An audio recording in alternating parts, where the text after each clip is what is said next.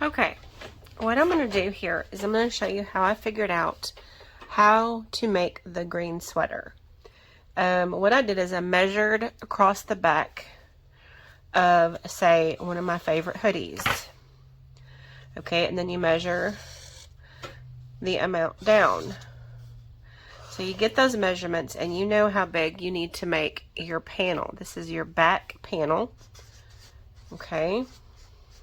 Like this is your shoulder, and this is your shoulder, and this is the side seams. Okay. Then you want to measure your largest part of your upper arm. Okay, so you're going to have a space here for that. Your front panel is going to be this exactly, except you're going to leave it open here, which I changed the design of this one after I got started, so it kind of metamorphed into something else, and that's not even the right word. So you want the size of your panels to be this, the size of any sweater or jacket or shirt you already have that's a little stretchy. Okay, so you get your size and say, I don't even know the measurements that it was. I made my panels that size. Now my front panel, I did like this, the same length, and then I did it half because I thought, well, that's gonna work. Well, that didn't work. So then I had to crochet on more panel, and then I decided to put them together. So that's how that worked out. Your armhole is, you measure the largest part of your arm, and then you measure your wrist. Okay, and you measure the length that you want. And your wrist is going to start with a band, and that's the back loop only band. And then you move up, and as you move up, you do 5 or 6 rows without increasing.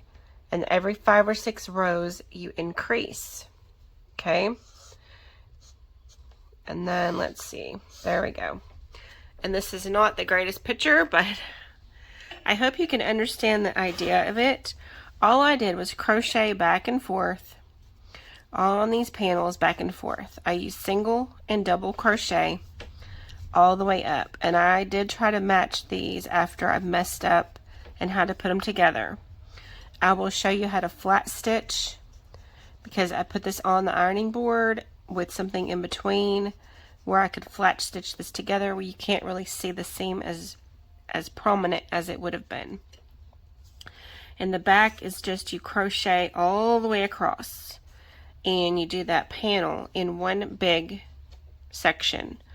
And your arms, you start at the wrist, and then when you try it on, you're going to see how far up your arm it comes. So I had it like way over here, and I had to add more.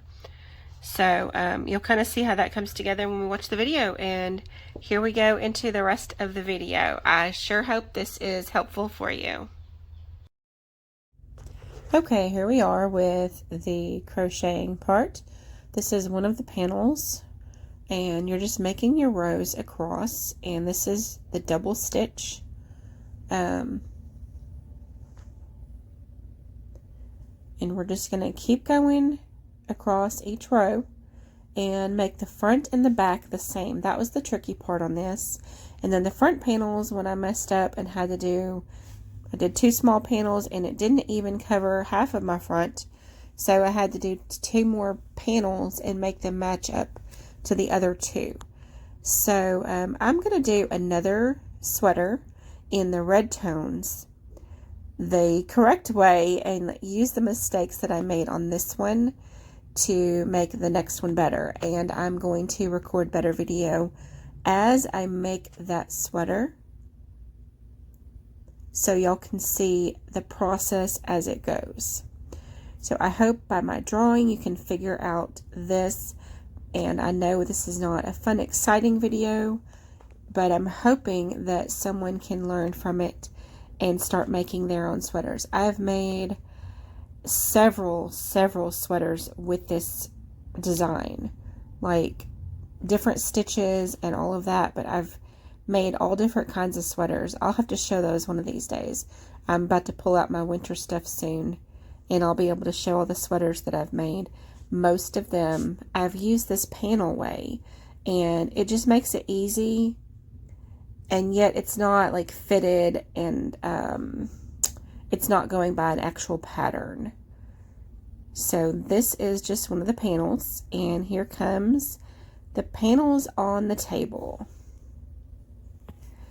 Here is the beautiful back panel. I absolutely love it. And then the small front panels. And you see all those strings? That is not the fun part of making a multicolored striped sweater. You have all those strings to tie in afterwards. You use those strings also, though, to blend it together up the side of your sweater, to sew it together, because that way you don't have to use more thread. See, this looked really good, right? It looks like it's gonna work. It looks like a cardigan, and you just sew everything together. I've already obviously crocheted the sleeves here. I used the back loop panel, the back loop only, to make the cuff, and then I crocheted up the sleeve similar to the body. And I thought this was going to work, but I did have to add more to the front. I will show you in just a minute. I just love these stitches. It's double and single. I twisted some doubles, and I will show you how I did that later on. Yes, this is just so pretty. I used all different weights of yarn, so it's not the same. But as you can see, that front panel, it does not do it for me. It just doesn't cover. You're not going to stay warm with that. So it went from this to the full sweater in the short that I have made. Just because it just, I don't know. I wanted a warm sweater. So, and here's the sleeve. When I wasn't quite done with it, I thought it was done, and I had to add some more to it. So, I still love it though, y'all. It's so cool. And now I finished the sleeve, and they are attached, and I have made the other panels that I wanted to add to the front because they just really needed to be added. I couldn't hack that being so small on the front. And it's time to start sewing things together. And this is going to show you the flat stitch when you want to do something and have it invisible, which this was pretty tricky with all these different stripes. You lay it flat and you sew across like this. Just back and forth carefully, and then you tie your thread in.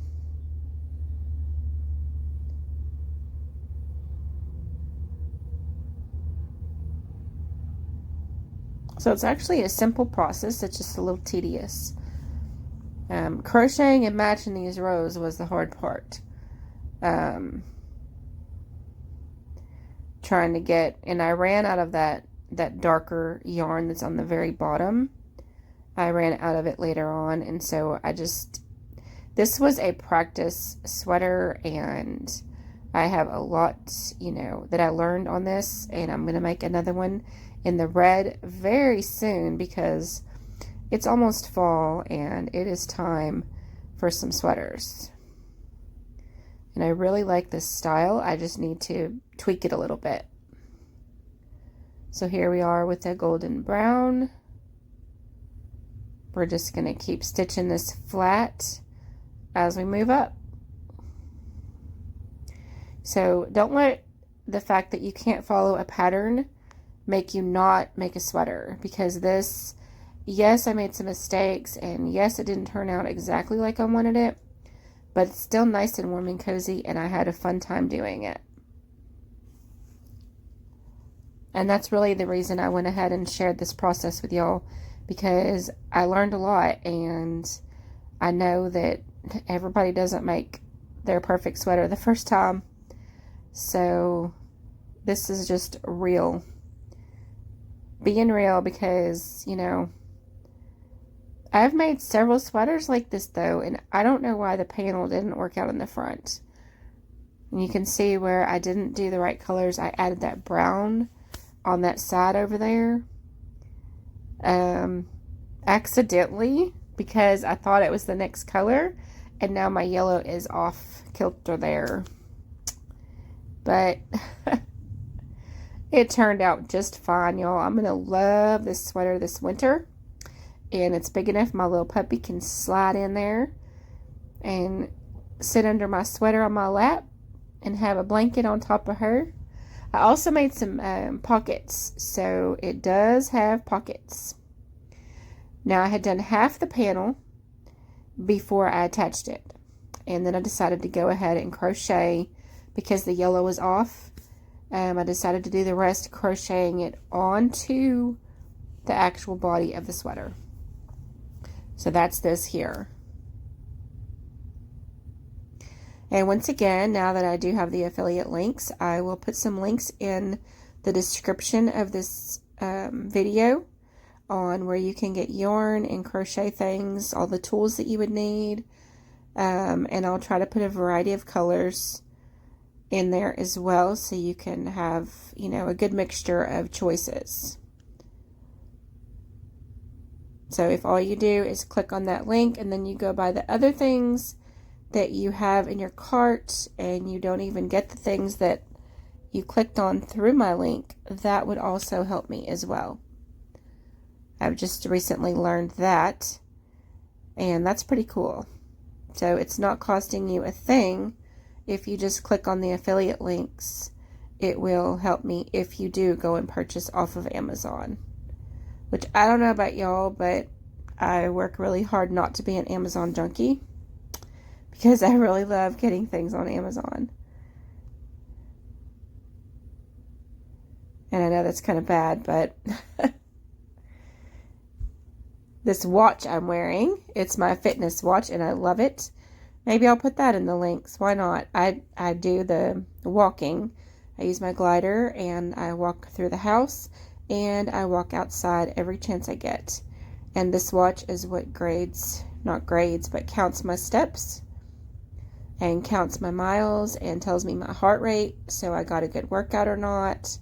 I love it. And I got it on Amazon, of course. So anytime I need something, I will go on Amazon usually and look at the prices before I go anywhere else to get it. Well, this yarn I did not get on Amazon. I got it from a friend who was down stashing. She was actually up stashing, but she got rid of her old stash so she could get some new stash. So I benefited from that. She gave me a pretty good deal on all these different colors. I cannot wait to start my red sweater, but I had to finish this video for y'all. And I'm making another hat for this sweater, actually, because I'm obsessed with hats. And I'll probably make one of those. I'm doing the loom knitting, making it on the loom, but I'm doing 5 yarns at the same time. So I'm not alternating them.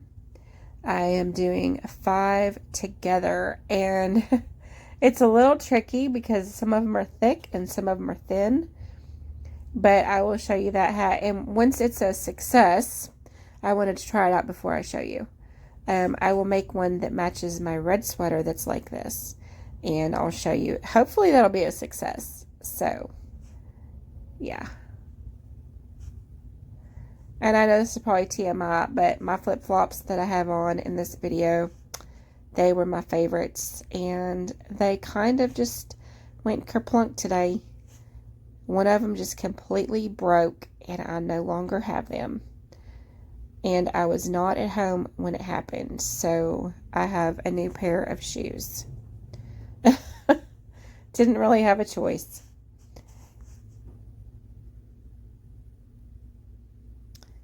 But anyway, this is what I'm going to do all the way up.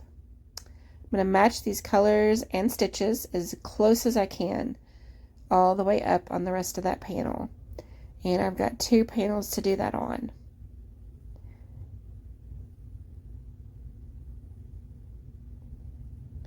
See this one, here we go with this one. And on, since I'm right-handed and I want the stitches to be inside, outside, you know, one side is the right side and one side's the wrong side, I did the front the same.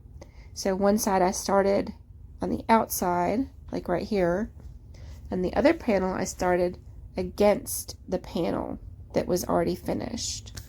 If that makes sense. I hope that makes sense. I feel like I'm talking in circles sometimes when I do this. But I do kind of understand what I mean there. I hope you do. I hope I'm not just rambling on for no reason. And this really is going to be one of my favorite sweaters this winter. And the cowl neck, oh my goodness. I love it. Love it, love it.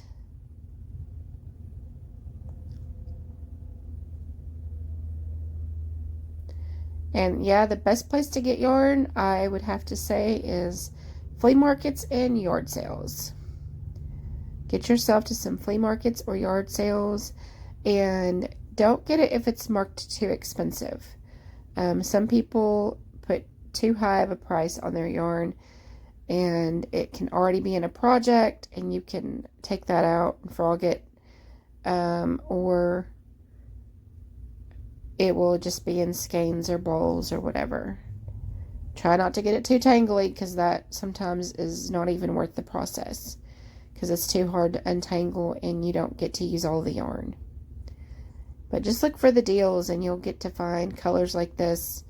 You know, they kind of go together and look really good, and yet none of them really match.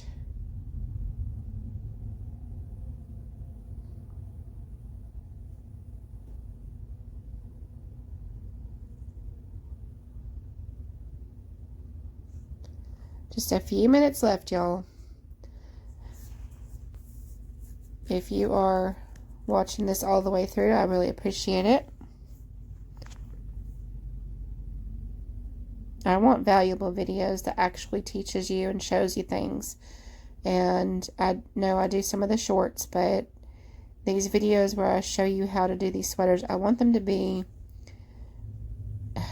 I guess valuable is the word, but thorough. I want to teach you thoroughly how to do this. So if you have any questions on this video, please, please, please, if you like the sweater, put your questions in the comments, because I'm about to start on my red sweater that is the same style as this.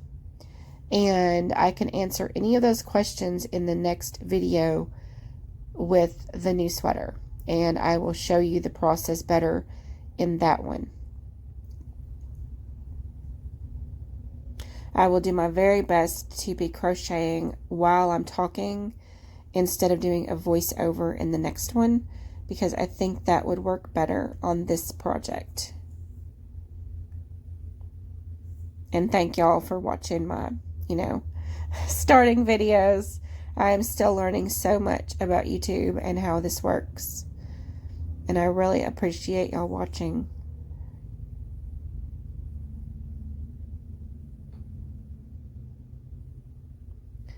And this is just a half double here.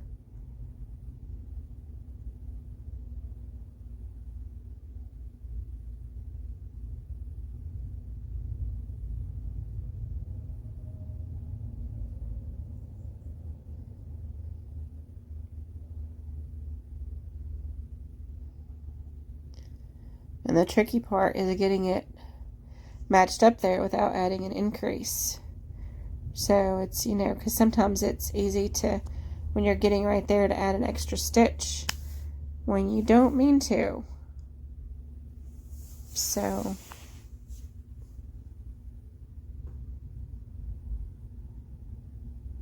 and I think I spent about 2 hours tying all the strings in after this sweater was complete.